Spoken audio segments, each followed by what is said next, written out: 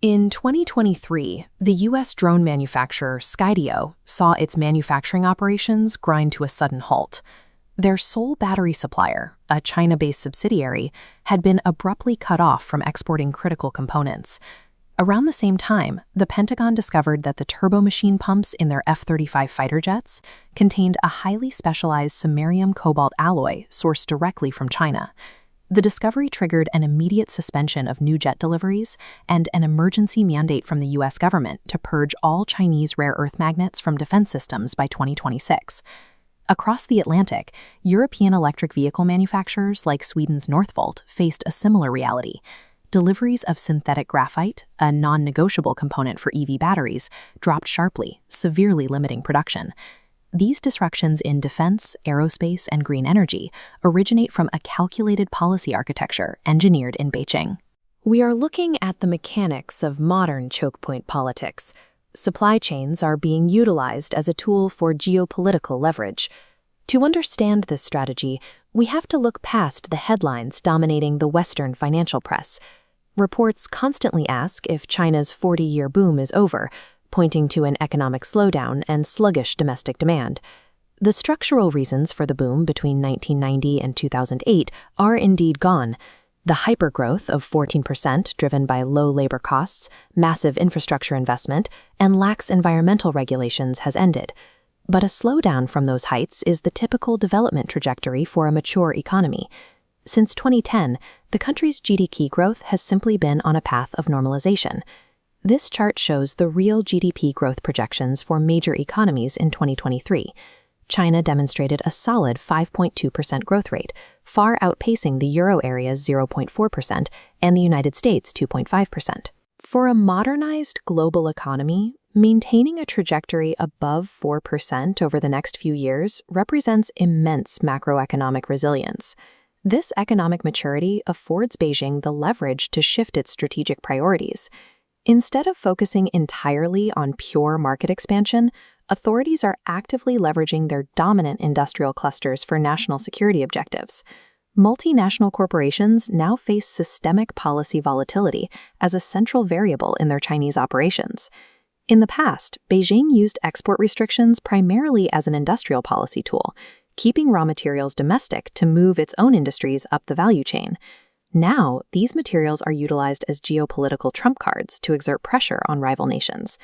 The legal foundation for this strategy was solidified with the 2020 Export Control Law, which established strict security guidelines for dual-use goods. Dual-use goods are items, software, or technologies that have both civilian and military applications. Rather than relying on blunt embargoes, the Ministry of Commerce, or MOFCOM, the executive agency managing China's foreign trade, operates the system like a highly precise faucet. Every single export requires a dual-use license, specifying exactly who the end user is. This mechanism allows authorities to throttle or completely cut off critical supplies to specific foreign companies or nations, all without halting the broader flow of global trade. The procedural regulations put immense pressure on a tiny bureaucratic team within MOFCOM, which is estimated to have fewer than 60 personnel, handling tens of thousands of complex dual-use applications. Applications that are politically unfavorable are often left in administrative limbo, resulting in endless delays. Beijing has built a legal architecture to weaponize raw materials with deniable surgical precision. The first major test case of this weaponized licensing system arrived in mid-2023, centered on a seemingly obscure element, gallium. Gallium is a required input for advanced electronics. It is critical for manufacturing gallium nitride chips, used in military radar systems, advanced satellites in Earth orbit, and fast-charging power converters. This chart shows the monthly weight of China's gallium exports by destination country throughout 2023 and early 2024. Following the implementation of the new export controls in August 2023, there is a sudden and almost total plunge in global export volume across the board. After several months of initial bureaucratic delays, new licenses were eventually issued. Exports gradually resumed for countries like Germany and Japan. However, look closely at the data for the United States. Following the August restriction, direct gallium exports flatlined completely to zero and never recovered. A formal ban on gallium to the U.S. wasn't officially announced until December 2024. For over a year, the withheld licenses functioned as a silent, de facto embargo. Bypassing this embargo via third-country transshipments is incredibly difficult. The stringent end-user tracking in the dual-use license means MOFCOM knows exactly where the raw material is destined. The true power of this licensing system is its selective enforcement. It allows the state to quietly strangle the critical defense and advanced tech supply chains of its geopolitical adversaries, while maintaining the outward illusion of open, rule-based global trade. In just 2 years, the scope of this strategy rapidly escalated far beyond gallium. This chart shows the surge in strategic mineral categories placed under China's export control list since 2023. From 0 restricted materials in early 2023, the data shows a vertical explosion to 240 heavily controlled product categories by May 2025. The expanded lists reveal a critical shift in tactics.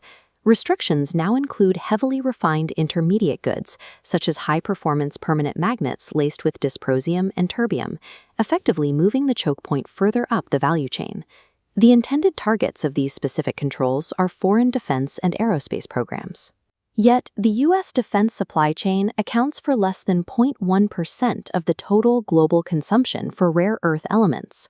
The remaining 99.9% of the demand comes from civilian industries. Automotive OEMs, consumer electronics manufacturers, and robotics firms are forced to absorb these massive supply shocks, leaving them with limited stockpiles and stalled production lines.